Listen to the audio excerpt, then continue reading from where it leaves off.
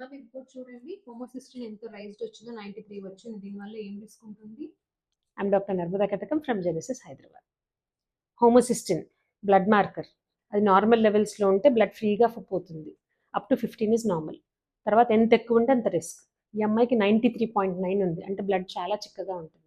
So ఈ blood marker ఏం చేస్తుంది, బ్లడ్ వెజల్స్లో వెళ్తున్నప్పుడు బ్లడ్ వెజల్స్ని డ్యామేజ్ చేస్తుంది. బ్లడ్ ఏం చేస్తుంది, ప్రతి ఆర్గన్కి సరఫరా చేస్తుంది. కాబట్టి బ్లడ్ వెజల్స్లోంచి బ్లడ్ సప్లై బాగుంటేనే ప్రతి అవయవం బాడీలో బాగా పనిచేస్తుంది. ఇది డిఫరెంట్ స్టేజెస్లో ఎవరెవరికి ఏ విధంగా ఇంపాక్ట్ అవుతుందో చెప్తాను. ఒకటి అమ్మాయిలు, ఒకటి అబ్బాయిలు, ఒకటి ఆఫ్టర్ అడిషనల్ ఏజ్. అమ్మాయిలు ప్రెగ్నెన్సీ కోసం ట్రై చేస్తున్నప్పుడు ఆ బ్లడ్ వెజల్స్లో డ్యామేజ్ ఉండి సరఫరా సరిగ్గా లేక ఇంప్లాంటేషన్, అంటే పిండ కణము తల్లికి కనెక్ట్ కావడం, అందులో ప్రాబ్లం ఉంటుంది. పోని కనెక్ట్ అయిపోయింది అనుకోండి, సరిగ్గా బ్లడ్ సప్లై లేక డిస్కనెక్ట్ అయిపోతుంది, అంటే అబార్షన్ అయిపోతుంది. లేదు చక్కగా కనెక్ట్ అయింది, అబార్షన్ కాకుండా 3 నెలలు దాటిపోయింది అనుకోండి, remaining part of the pregnancy అంతా ఇదే బ్లడ్ సప్లై లోపం మూలంగా గ్రోత్ తగ్గిపోతుంది, మదర్కి బ్లడ్ ప్రెషర్ వచ్చే అవకాశం ఉంటుంది. సమ్టైమ్స్ అడ్వాన్స్ స్టేజెస్లో 7th మంత్ 8th మంత్లో కూడా లోపల డెత్ అయ్యే అవకాశం ఉంటుంది.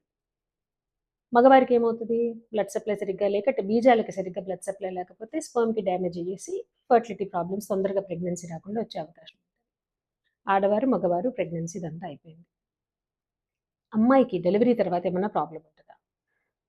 డెలివరీ తర్వాత there is a possibility that ఈ బ్లడ్ థిక్గా ఉండి కాళ్ళల్లో డీప్ వెయిన్ థ్రాంబోసిస్ అంటాము, కాళ్ళల్లో బ్లడ్ క్లాట్ అయిపోయి వాళ్ళు పైకెళ్ళి లంగ్స్లోకి వెళ్తే కనుక సో డేంజరస్, డెత్ కూడా అయ్యే అవకాశం ఉంటుంది. Deep vein thrombosis, pulmonary embolism అంటారు.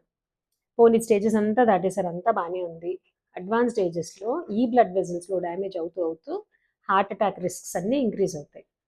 ఇంత డేంజరస్గా చెప్తున్నాను కదా, మరి ఇది ఎలా తెలుసుకోవాలి? Simple blood levels of homocysteine చేస్తే తెలిసిపోద్ది. ఎవరెవరికి రేజ్డ్ ఉంటుంది ఇది? హోమోసిస్టిన్ లెవెల్స్ ఉన్న వాళ్ళు, కొంతమంది థైరాయిడ్ ఉన్న వాళ్ళకి, కొంతమంది కిడ్నీ డిసీజ్ ఉన్న వాళ్ళకి, ఇంకోటి ఎంటీహెచ్ఎఫ్ డెఫిషియన్సీ అని ఉంటుంది, ఇవన్నీ ఉన్న వాళ్ళకి, కోయాగులేషన్ డిఫెక్ట్స్ ఉన్న వాళ్ళకి ఇదంతా ఇంకెక్కువగా ఎగ్జాజరేట్ అయ్యే అవకాశం ఉంటుంది. ఇంకేం చేయాలి ఒకవేళ హోమోసిస్టిన్ రేజ్డ్ ఉంటే? కొన్ని సప్లిమెంట్స్ మూలంగా ఇది ఎక్కువగా ఉండే అవకాశం ఉంటుంది. ఆ సప్లిమెంట్స్ ఇచ్చేస్తే సరిపోతుందన్నమాట.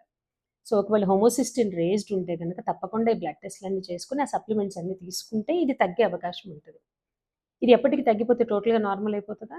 లేదు. ఇది బీపీ, షుగర్ లాగా ఒకసారి హోమోసిస్టిన్ రేజ్డ్ ఉన్న వాళ్ళకి ఎప్పటికీ హోమోసిస్టిన్ రేజ్డే ఉంటుంది.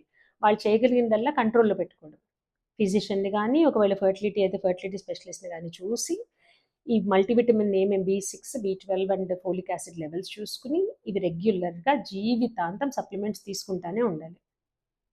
అండ్ ఎంబ్రియో ట్రాన్స్‌ఫర్ చేయించుకోవచ్చా? లేదు. బ్లడ్ చిక్కగా ఉండి సపోర్ట్ ఇచ్చి చేయలేదు కాబట్టి హోమోసిస్టిన్ లెవెల్స్‌కి ఈ సప్లిమెంట్స్ అన్నీ తీసుకొని హోమోసిస్టిన్ లెవెల్స్ రిపీట్ చేసి నార్మల్ ఉంటేనే ఎంబ్రియో ట్రాన్స్‌ఫర్ చేయాలి. సో ఎవరికైనా కూడా ఫెర్టిలిటీ ట్రీట్మెంట్ తీసుకుంటూ అబ్బాయికి సీమెన్ అనాలిసిస్ బాగుండి ప్రెగ్నెన్సీ రాకపోయినా అమ్మాయికి మిగిలినవన్నీ బాగున్నాయి అనుకుని ఎందుకబ్బా రావట్లేదు అనుకునే బదులు హోమోసిస్టిన్ చెక్ చేసుకోండి. అది ప్రాబ్లం ఉంటే B6, B12 folic acid supplements తీసేసుకొని సొంతగా తీసుకోవద్దండో ఈ డాక్టర్ దగ్గరికి వెళ్ళి తీసుకోవాలి. And get pregnant and maintain the pregnancy.